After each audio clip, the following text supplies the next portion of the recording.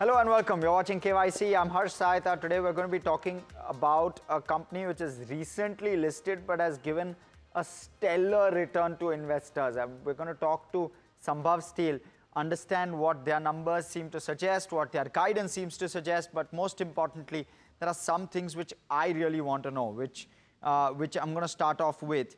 What is it that I really want to know? What is the top line growth expectation like FY26 and thereon? They're currently at around 70% capacity utilization on their current capacity. Whether there is any expansion in the pipeline and what that growth expectation looks like over the next 2 to 3 years. So that's the first piece. The second one, with regard to what I want to know, is the impact of the debt repayment on profit after tax, and thereafter, what is therefore the sustainable PAT margin, because that's not a number where we have enough comfort that the PAT margin is going to look like maybe, for example, at 5% or 7% or 4%. We're seeing a variance there, and therefore we want to understand what the PAT margin will look like, and along with it, what the EBITDA margin will look like. Now, on the EBITDA margin front, the guidance is 13%. They've done 13% in Q1 FY26, but for the last few years, they haven't done that. So I want to know what is it in terms of change in FY26 and beyond that they're looking at versus the current or the FY25 context. The fourth piece is with regard to competition, pricing, and growth. And this is important because you're in a highly commoditized business, right, where pricing pressure will come. And if that happens, what happens to growth, therefore? Where does the top line number go, even if volumes inch up? PAT margins have compressed. We did speak about that. Will that at all unwind? Will be one question I'll want to know. And I want to also understand working capital and receivables have gone up substantially over the last couple of years. Is that in the normal course of business? Is that how they look at it? So will operating cash flow always be 80% or so of EBITDA, which has been the case for the last couple of years? Or can we see an unwind over there? Because you want to understand whether there's an upside surprise. Last off, now after this kind of a rally, and I've not written it here, I want to understand where do valuations go. So once we speak with the management, we'll get better perspective of that. But let's talk about the company. Let's start off with what the company does. It's a manufacturer of ERW, which is electric resistant welded pipes and tubes. These are typically used across India. You'll see it on construction sites that you would have typically visited or you would have seen from the outside. And you'll see it in terms of agriculture, where water is getting transported in electric or steel pipes and structural tubes. There's a huge demand for that where India is concerned. Company was incorporated in 2017, got listed less than a month ago on 2nd of July 2025. The IPO price was 82 rupees. Currently it trades at 140 rupees a piece in terms of the stock price. So clearly we've seen huge traction where the stock price is concerned. It even listed at a large premium and thereafter has run up. Steel manufacturing is in Raipur, but moreover in Chhattisgarh more than Raipur. And even in terms of the backward integration that they've done, sponge iron is what they've backward integrated, billets, HR, CR coils, as well as pipes. So across the board, they are well integrated from a backward integration perspective. They also generate some of their own power, which also has a capacity utilization of nearly 90%. So some things to keep in mind. It's one of the leading ERW steel pipe makers and of pipes, tubes, and value-added products. And it has extensive relationships with Indian distributors, dealers, and has also a direct customer base. It continuously seeks to expand capacity. Stainless steel, GP pipes, and special grades is what they are diversifying to. They are serving construction, infra, auto, OEMs. Well, in the auto space, talk about exhaust pipes. They are one of the manufacturers there. Industries, process industries, and retail. So they're across the board. Let's talk about some intermediate products which also they manufacture. to enable them to manufacture the finished product as well. So within the intermediate products, there's sponge iron, which is used as a refined feedstock in steel making. They've got blooms and slabs, which are semi-finished, mild and stainless steel products. They have HR coils, which is hot rod coils, which are mild steel and stainless steel coils produced using advanced technology. You have cold roll coils, and then you have galvanized plain coils. So all of those are used in the manufacture of the finished product. Now, in terms of the finished product, also they have certain specific products which they make. ERW black pipes, which is electric resistant welded pipes. GI pipes, which are more zinc coated, but they are essentially ERW pipes itself. GP pipes, which is pre-galvanized pipes. Steel door frames is also what they make. SS HRAP coils also is something they make. SSCR coils, which is cold roll coils, is what they make. And cotton steel pipes. So across the board, that is their presence in terms of finished product, but largely in the pipe segment, and therefore that gives you better context on what their competition also looks like and will help us understand valuations as well. Now, where do they sell and how do they sell? They have 43 distributors as of FY25 year end, 700 distributors and retailers covering pan-India markets. That's on the retail side of things. They have direct clients as well. Their direct clients are in construction and infra space, government organizations, steel manufacturers, as well as other manufacturers, and their end-use sectors, retail customers, OEMs, contract manufacturers, fabricators. So across the board, that's how it plays out. In terms of industry-wise sales, traders, distributors are the largest piece of the sale pie, where the revenue comes from.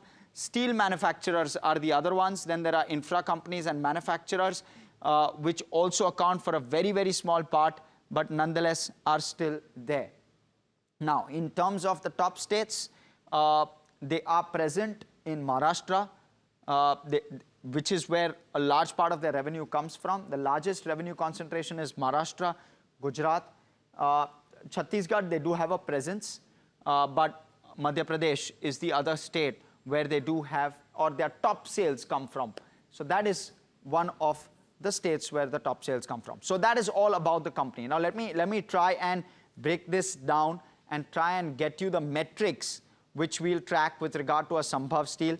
Thereafter, we will try and speak with management and get better perspective. Let me start off. Income statement, balance sheet, cash flow, return ratios, shareholding, street cred, outlook, and valuations. We don't have street coverage yet materially. It's a 4,200 crore market cap company, just for perspective. Let me start off now with the income statement. And when you look at the income statement, you will see a tapering down of the margin picture.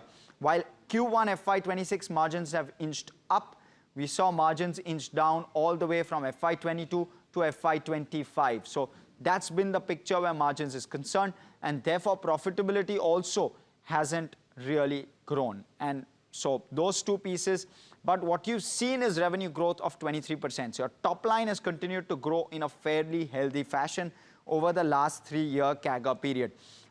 You're looking at margins which were 15% in FY22, down to 13, down to 12, now down to 10 in FY25, and inching back upwards towards 13% in FY26 Q1. That's the picture with regard to the income statement. What you want to know is they've guided for 13% sustainable margin. We want to test that sustainability a little bit before we conclude that. Let's look at the balance sheet now. And in terms of the balance sheet, of course, the fresh equity raise has happened. That's not reflecting on the FY25 financials, mind you. So that's something you want to keep note of. You look at the book value is around 500 crore in terms of book value, excluding Q1, excluding the fundraise. So those two things to be excluded. The borrowing number, and therefore that price to book currently, we haven't determined that, but broadly would be 1:4, because your book value is roughly 1,000 crore, including the fundraise, and you will therefore have a price to book of around 4:1. When you're looking at the borrowing number, it's at 358 crore at the end of FY25, but they have likely repaid a large part of that already. What they had suggested as part of the IPO was that they're going to use 390 crore out of the 440 crore fresh fundraise to pay off the borrowing. So likely that borrowing number will either entirely or to a large extent not exist. Your cash and bank balance as of FY25 was 16 crore. That will likely inch upwards by the time we get the balance sheet for H1 FY26. So that's how likely it will read, but we'll have to wait and watch. But at the moment, this is how the balance sheet stacks up. It's a healthy balance sheet. If the borrowing is completely repaid, there's very little concern where the balance sheet is concerned. So we'll move on very quickly to cash flow. In terms of the cash flow, you look at the cash flow from operating activity to EBITDA. That EBITDA number, of course, and that ratio CFO to EBITDA is looking anything between 80 to 90% for FY24 and 25. Now, what has happened? FY24, your receivables have inched up. So has your inventory by a mild bit. FY25, your inventory has inched up substantially. You want to understand how quickly that unwind happens. Working capital items also are adding up to on the balance sheet, and therefore is causing a bit of a drag where operating cash flow is concerned. We'll have to wait and understand as to exactly what's happening there, and we will quiz management with regard to that. Obviously, no past commentary available, and therefore we haven't been able to understand this as well because we don't have enough explanations, but we will ask management. Now, let me talk about ratios, and the return ratios again will reflect that there's a steady downtick.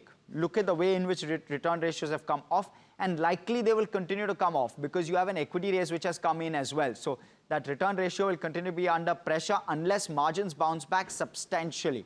So this will of course be determined by the way in which margins bounce back, but still it's double digit, and therefore we've given it a neutral where return ratios is concerned. Shareholding, very quickly, the promoters hold 56% even now.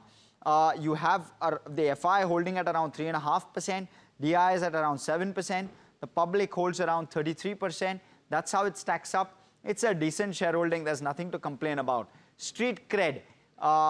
Now, in terms of where the street cred is concerned, this is fascinating. Listing return was 34% to IPO for those who were lucky enough to get the IPO. And thereafter as well, the stock is up 30%. So you've seen fabulous returns where the stock price is concerned. And it seems, at least at the moment, that plenty has been left on the table for the retail investor. So little to complain. But the question therefore goes to valuations. Valuations now at 75 times, nearly 75 times price to earnings, looks a tad bit expensive if they aren't able to map or match it with the kind of growth that possibly the street is penciling in. So we want to understand where growth goes, we want to understand where margins go, all of that. Last off, the outlook.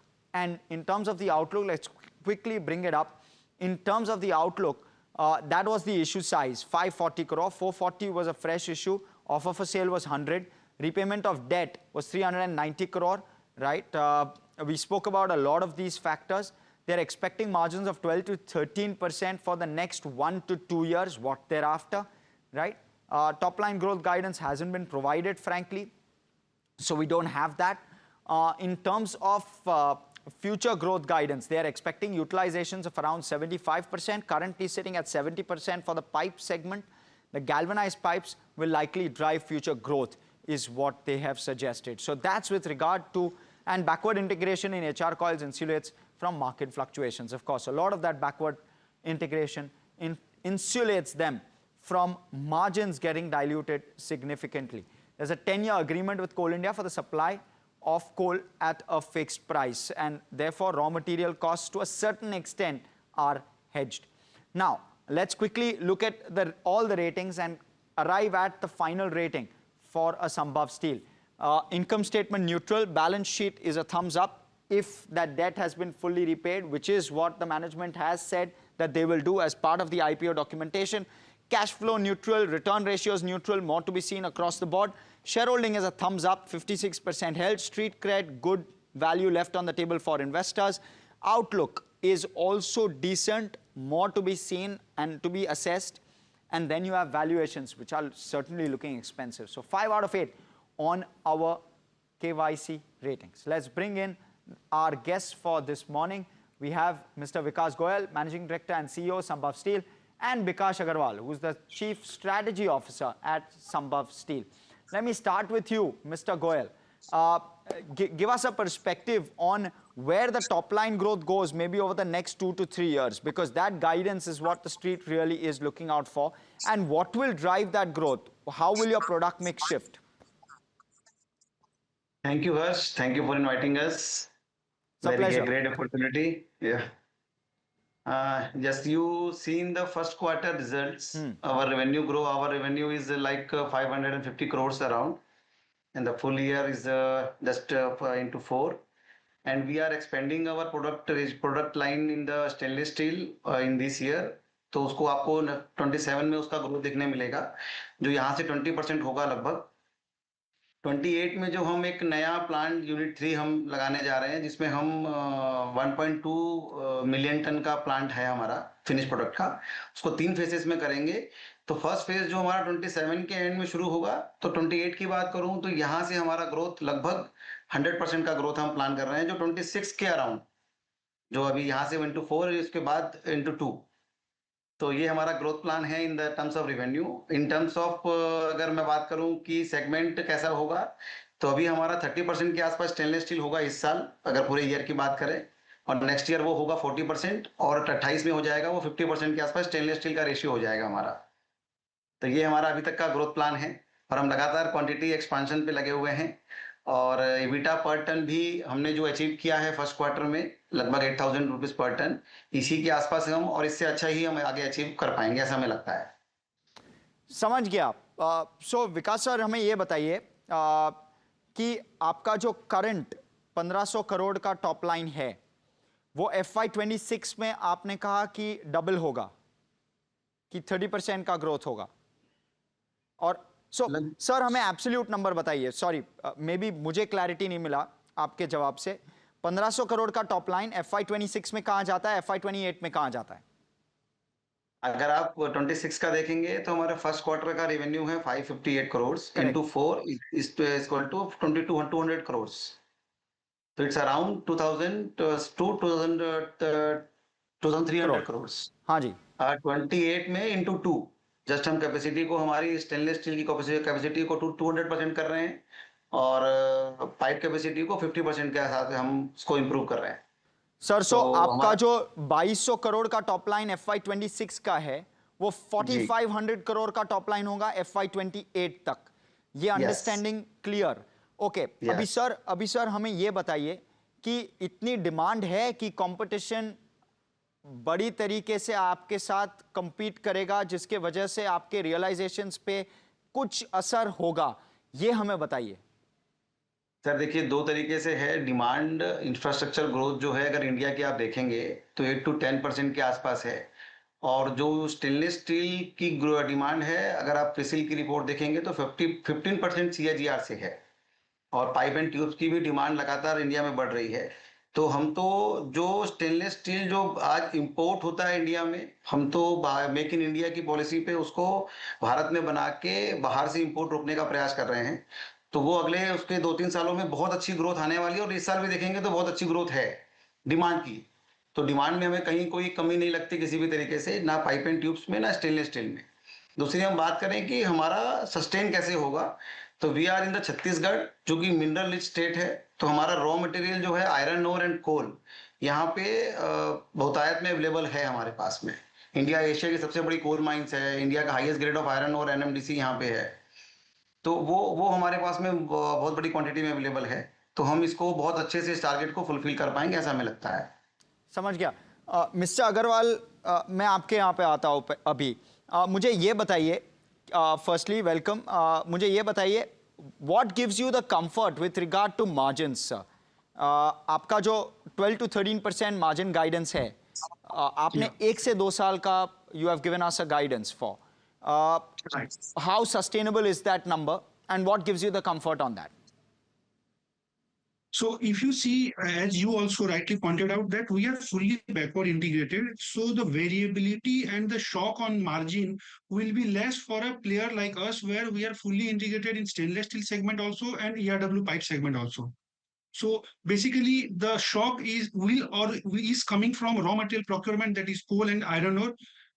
In our projection, we believe in near term or in near future, the price variability or the price deviation will not be more. So our guidance on margin, we believe, is very fair and will consistent in coming or near future. That's what we believe currently.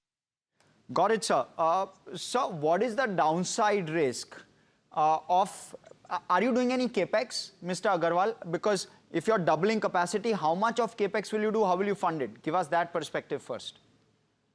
So as we have pointed out in many of our presentation and all, we are doing an capex of 1.2 million end use product capacity, which will be executed in 3 phases: phase 1, phase 2, and phase 3. In phase 1, we will be adding 1,80,000 ton of pipes and tubes and 1,80,000 of stainless steel product. Now the land is already being acquired. The 1.2 entire capacity rolling mill is already being imported. We have received Gram Panchayat and public hearing is already being done in terms of approval. We are in the final stage of designing. Certain advances for our capital good, where the long lead period of delivery is there, is already being done. So we expect the project to be delivered. The first phase of Unit 3 will be delivered by end of financial year 2027. The entire estimation of capex to be incurred, we will be giving the guidance in coming months. So currently we are in a final stage of designing and final stage of estimation. So we will be giving the guidance in the coming quarters, sir. So how will you fund it, sir? Because a large So part it of will what be. you... please go ahead. So if you see, we are virtually debt free currently. Yes. So we are saving a lot of money. We have actually utilized our money towards our repayment of debt. So we are saving a lot of interest costs. So our free cash flow for capex is available to the tune of, let's say, in and around 20 crore rupees per month. So entire money we plan to utilize in our capex. So the capex will be of the mix of debt and certain part of internal accrual. Got it. So yeah. How much debt will you take? Currently, it is in the final estimation stage. In the coming months, we will be giving the entire guidance on the debt and equity ratio, sir. Okay. Okay, but broadly, if you can give me a broad number, will it go back to 300 crore? Will it be lesser than that? Will it be 200? Will Yes, it be 100? definitely. So if I give you a thumb rule, on an enterprise level, our debt will be always below 0.5 of our equity base. Got it. That's what I can currently disclose to you. Got it. So less than 500 crore. Completely yes, understood. Less than 500 crore. Completely understood. Okay, let me come to you. Mr. Goyal, let me come to you. So you're going to do around 4,500 crore of top line by FY28. Will your margins, what is the margin comfort that you have, and what is your cost of debt, so that I can arrive at your PAT margin? Otherwise, sir, it's tough to arrive at that PAT margin number. देखिए, cost of date तो हमारा, जैसे अभी हमने जो IPO से fund raise किया, हमने हमारा सारा लॉन्ग टर्म डेट सारा रिपेमेंट कर दिया, कुछ शॉर्ट टर्म डेट भी हमने रिपेमेंट किया है। तो हमारा जो डेट रिपेमेंट या डेट कॉस्ट बहुत कम हो जाएगी। जो अगर आप लास्ट क्वार्टर में देखेंगे कि जो फर्स्ट क्वार्टर में हमने डेट हमारा का जो इंटरेस्ट था लगभग 17 करोड़ था, इसमें से लगभग 10 से 11 करोड़ हमारा कम हो जाएगा पर क्वार्टर। तो 5 से 6 करोड़ ही हमारा डेट पर मंथ जो हमारा रिपेमेंट बचेगा इन द इंटरेस्ट उसमें, तो वो बहुत हमारे पर बर्डन कम होगा। और ये जो ग्रोथ इंडिया की है और स्टेनलेस स्टील की बेसिकली अगर मैं बात करूं तो उसकी डिमांड बहुत ज्यादा है। जो डिमांड हम पूरी नहीं कर पाएंगे, कुछ ही कंपनियां जो फ्लैट प्रोडक्ट्स में काम कर रही है स्टेनलेस स्टील में, वही मार्केट से आज इंपोर्ट होगा, नहीं तो हम पूरी मार्केट की डिमांड को कैप्चर करने का हम प्रयास कर रहे हैं। Got it. Sir, I have only 10 seconds. आपका रिटर्न रेशियो क्या होगा सर? स्टेडी स्टेट आप इतना केपेक्स कर रहे हो, हमें ये तो बताइए रिटर्न रेशियो का क्या टारगेट है? रिटर्न रेशियो अगर आप हमारे 4 साल का रिकॉर्ड देखेंगे तो लगभग लास्ट ईयर को बस छोड़ के 20% के आसपास रहा है। तो इसी के आसपास ही हमारा आरओसी। तो लास्ट ईयर क्या हुआ सर? लास्ट ईयर क्या हुआ वो बताइए। लास्ट ईयर देखिए, इंफ्रास्ट्रक्चर हमने काफी कैपेक्स भी किया और दूसरा, जब कैपेक्स किया तो हमारे पास में काफी हमने मनी भी अर्न की और उस पे इक्विटी भी हमने रेस की। तो और हमारा जो स्लगिश ईयर भी आप बोल सकते हैं, लास्ट ईयर स्टील के लिए स्लगिश ईयर था, जहाँ पे मार्जिन थोड़े से डाउन थे। लेकिन जो अगर हमारा फर्स्ट क्वार्टर आप देखेंगे तो हमने आरओसी लगभग 21% किया है, और इसी के इन अराउंड हम आगे भी। लेकिन जब हम जब प्रोजेक्ट फेस में होते हैं तो आरओसी थोड़ा सा लो होता है, लेकिन 28 में आपको इसे बहुत अच्छा अचीव दिखेगा हमारा, जब हमारा ये जो 28 का कैपेक्स पूरा हो जाएगा। तो हमारा टारगेट तो यही है कि हम गोइंग फॉरवर्ड ईयर्स में 20% के आसपास हमारा आरओसी अचीव करें, लेकिन जब जब कैपेक्स में होंगे तो थोड़ा सा आपको ये लोअर दिखेगा। समझ गया, समझ गया। Thank you so much sir, आप दोनों के थैंक यू सो मच। आप आके हमें बहुत कैंडिडली, बहुत ऑनेस्टली हमें सारी चीज़ें बताई है। Very interesting company viewers, because if top line is going to grow from 1500 crore to 4500 crore, certainly something you should keep on your radar. Of course, you want to do your own math with regard to this one. But completely out of time on this edition of KYC. From myself, everyone who puts the show together, thanks so much for watching.